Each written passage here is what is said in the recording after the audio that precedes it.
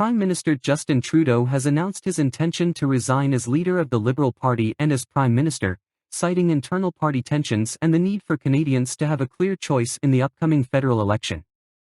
Trudeau remarked, "This country deserves a real choice in the next election, and it has become clear to me that if I'm having to fight internal battles, I cannot be the best option in that election." Good day. Canadians desperate to turn the page on this dark chapter in our history might be relieved today that Justin Trudeau is finally leaving. But what has really changed?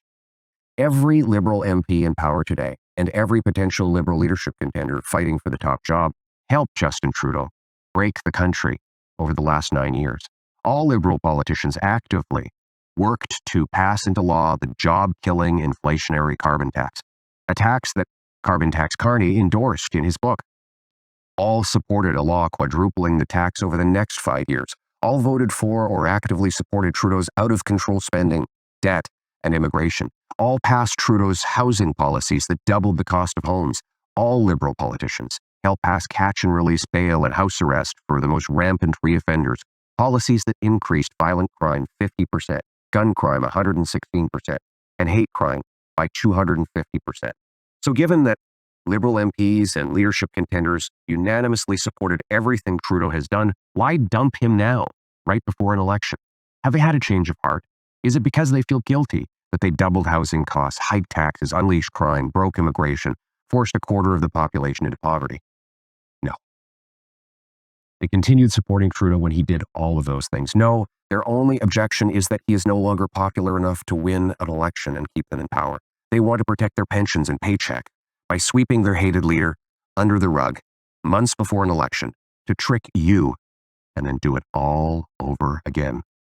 Now, while leaderless Liberals focus on saving their jobs and fighting each other for power, the country spirals out of control, an out-of-control housing emergency, an out-of-control migrant crisis, an out-of-control $62 billion deficit, not to mention tariff threats from the United States. Oh, and another NDP Liberal carbon tax hike kicks in this April 1st. Everything's out of control, and now the government is out of control. This cannot go on.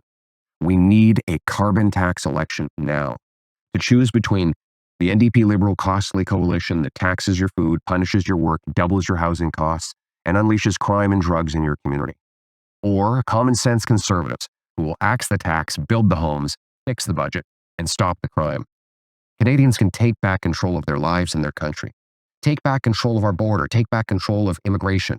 Take back control of spending, deficits, and inflation. Take back control of our streets by locking up criminals, banning drugs, treating addiction, and stopping gun smugglers.